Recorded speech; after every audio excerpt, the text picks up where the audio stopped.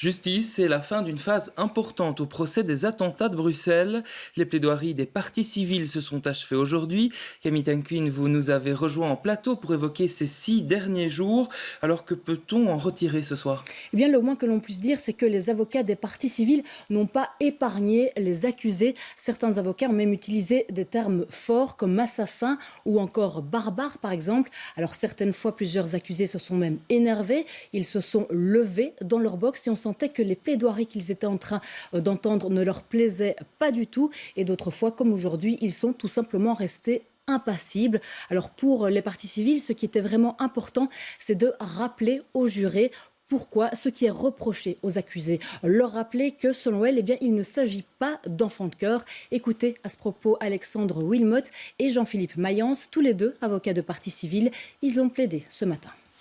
Les faits qui ont été commis sont atroces, ils sont d'une cruauté extrême, ils sont sauvages. Ce sont des faits qui n'ont engendré finalement aucune distinction par rapport aux victimes. On s'en est pris à des femmes, des hommes et des enfants sans le moindre remords, sans la moindre remise en question, sans la moindre hésitation.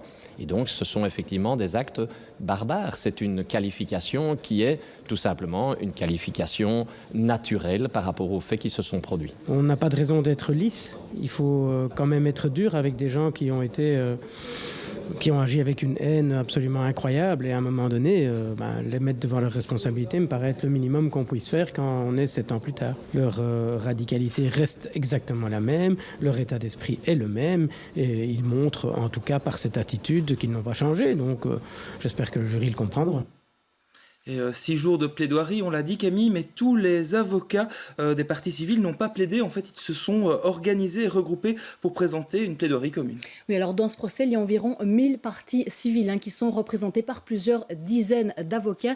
Ils n'allaient évidemment pas tous plaider, on risque de répéter la même chose. Certains se sont donc regroupés, vous l'avez dit, pour présenter une plaidoirie commune. Et dans cette plaidoirie, ils se sont alignés au réquisitoire du parquet fédéral.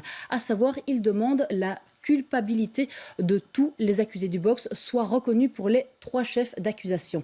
Tentative d'assassinat terroriste, assassinat terroriste et participation aux activités d'un groupe terroriste. Pour les frères Farizi qui comparaissent donc libres, là c'est différent. Ils sont moins sévères, tout comme le parquet a été moins sévère avec eux, vu que leur implication est moins importante dans ce dossier.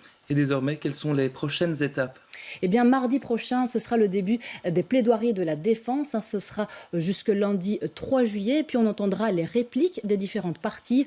Enfin, le dernier mot sera laissé aux accusés. Ce sera la dernière fois qu'ils pourront s'expliquer dans ce procès. Et puis le jury partira en délibération. Ça, ce sera aux alentours du 5-6 juillet.